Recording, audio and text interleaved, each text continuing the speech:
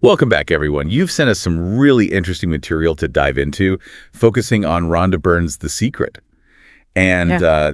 lots of you have clearly spent time with this, highlighting things, asking questions. Yeah, it's great to see that engagement. So our mission today is to really get under the hood of this great secret that Byrne talks about discovering. Right. What is it exactly? Right. And how is it supposed to work in everyday life? Well, she connects it to a whole lineage of thinkers, doesn't she? People like Plato, Newton, Einstein, suggesting they all knew about this. Which is a pretty bold claim. So we need to unpack what this actually is. Absolutely.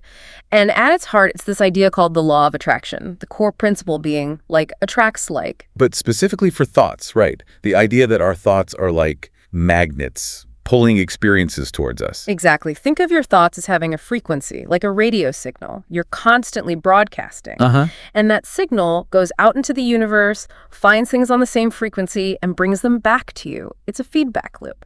Okay, so the book says, and this is quite something, that you are the most powerful magnet, the most powerful transmission tower in the universe. It's a profound statement, isn't it? It implies that your thoughts right now aren't just thoughts. They're actively building your future. What you focus on is what you get, essentially. That's the gist. Your thoughts become things, as the book puts it very directly. Which leads to that whole don't want problem Byrne talks about. Yeah. How focusing on what you don't want actually brings more of it. Right, because the law apparently doesn't care if you label a thought as want or don't want. It just responds to the focus, the energy you put there. So thinking, I don't want to be in debt, keeps you focused on debt. Precisely. You're vibrating at the frequency of debt or lack, so that's what the signal attracts more of. It's kind of counterintuitive for many people. There's that story in the book about Robert, the student. He was dealing with a lot of negativity, harassment, prejudice. Yeah, homophobic stuff, heckling when he did comedy, just a constant barrage. And the turning point came when he shifted his focus. Exactly. He stopped replaying the negative stuff in his head and deliberately started focusing on what he did want. Respect, positive interactions, audiences enjoying his work. And things actually changed. The harassment stopped. According to the story, yes. His reality shifted because his dominant thoughts, his frequency shifted. It really makes you think about where your own focus usually lies. So our feelings are key indicators here then, like a feedback system. That's exactly how it's described. Feelings tell you what frequency you're broadcasting on. Feeling good means you're aligned with what you want. And feeling bad is like a warning, like wrong frequency, change the channel. Kinda, yeah. It's communication from the universe saying, hey, you're focused on something that's bringing more negativity. Feeling bad attracts more bad stuff. Feeling good attracts more good stuff. It's not just thinking, it's feeling it. Absolutely. You attract what you are feeling. That explains the bad day spiral, doesn't it? Yeah. One thing goes wrong, you feel awful, then another thing happens. And it just keeps going because your negative feeling is now the dominant signal you're sending out. So how do you break that cycle? The book talks about secret shifters. Yeah, simple things that can instantly change how you feel, like putting on your favorite song, right? Or thinking about someone you love. Or even just stepping outside into nature for a minute. Exactly. Anything that shifts your focus and genuinely lifts your mood. That shift changes your frequency, disrupts the negative pattern. Okay, so that leads into the actual process the book outlines for manifesting things. The creative process.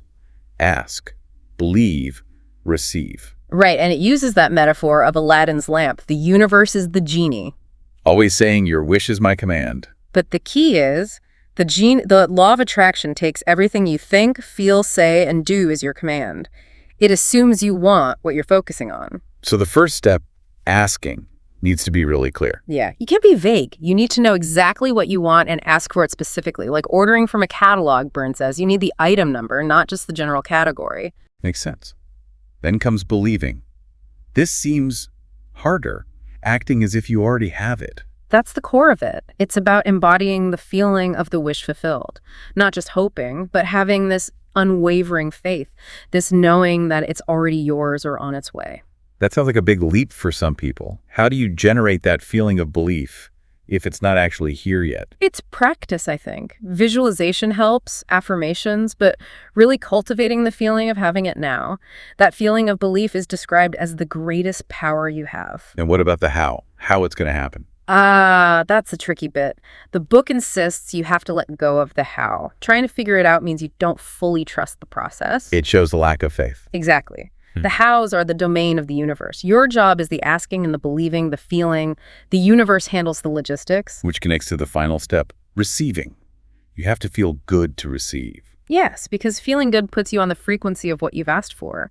You become a vibrational match. That's why things like gratitude and joy are so emphasized. Affirmations like, I am receiving now, help tune into that. They can, yeah. And there's that anecdote about Marcy, who apparently felt everything into existence. She really focused on the feeling of having her desires. What about action? Do you just sit back and wait?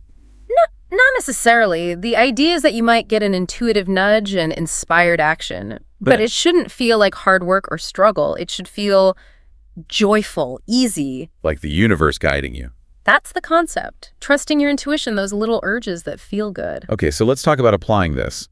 Weight, for instance. The advice is focus on the perfect weight, not on losing weight. Right, same principle. Focusing on losing weight keeps weight, and often the feeling of being overweight central in your mind. The book claims being overweight stems from fat thoughts, not just food. Yeah, it really emphasizes the mental and emotional component, that your thoughts and beliefs about your body are primary. Food is secondary. So visualizing the perfect body, feeling how good that feels, that's the work. That's the core idea. And things like mindful eating, really savoring food, as Wallace Wattles suggested, helps shift the focus too. Byrne herself talks about maintaining her weight by shifting from fat thoughts or diet thoughts to just focusing on her desired weight. And manifesting other things. Yeah. That feather story is quite famous. It is. It's a simple example. Someone wanted proof, visualized a very specific, unique feather. And then found it. Just like that. Found the exact feather, yeah. Just appeared in their path. A clear sign for them that focusing their thought energy worked. And David Shermer, finding parking spaces. Yeah, just visualizing an empty spot right where he wanted it and expecting it to be there. It highlights the power of expectation. Kind of like Prentice Mulford's idea of thinking your day in advance, setting the intention. Exactly. Intentionally shaping your experience beforehand. And the opposite, rushing, feeling stressed, just attracts more reasons to rush and feel stressed. Money, always a big one. Focus on wealth, not lack. Standard application of the principle, thinking I don't have enough money, just keeps you in the energy of lack, blocking more from coming in. So you have to imagine having it. Feel abundant now. Pretty much. Use your imagination. Feel the joy, the security of having plenty. That Bank of the Universe check is a tool for that visualization. Byrne's own story about her company facing ruin. Yeah, a really powerful example. Things look dire, but she consciously shifted her focus to abundance, visualized checks coming in, acted as if everything was fine. And it turned around. Apparently so. Unexpected money came through. It really underlines the idea that your inner state can influence external events. And the fastest way to attract money, be happy now. In changing your language. Saying, I can afford that, even if you can't right now. It's about shifting the mindset, reprogramming that feeling of lack. Shermer, visualizing checks, treating bills like checks with extra zeros. Playful ways to cultivate abundance thinking. What about Laurel Langmeyer's point about work hard for money? Oh yeah, challenging that deeply ingrained belief. Replacing it with money comes easily and frequently. It's about changing the narrative you tell yourself about money. And giving. Giving joyfully attracts more. Yes, giving from a place of abundance signals to the universe that you have abundance, which then attracts more. It has to be joyful giving, though, not resentful. Relationships seem simpler. Focus on appreciation, not complaints. What you focus on expands.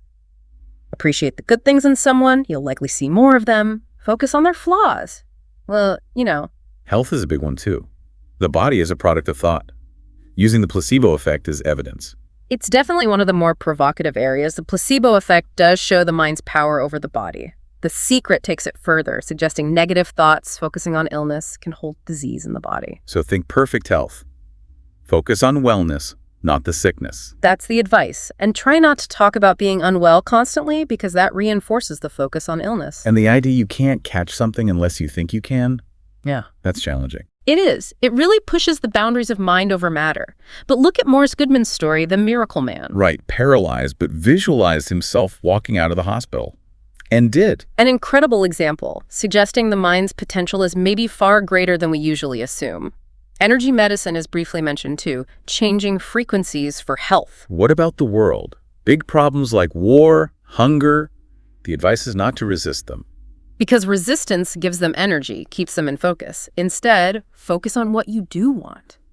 Peace, abundance for all. Like Mother Teresa being pro-peace, not anti-war. Exactly that principle. Focusing on negative world events adds to that energy and can bring negativity into your own life too. Byrne mentioned she stopped watching negative news for that reason. Okay, zooming out, the secret to you.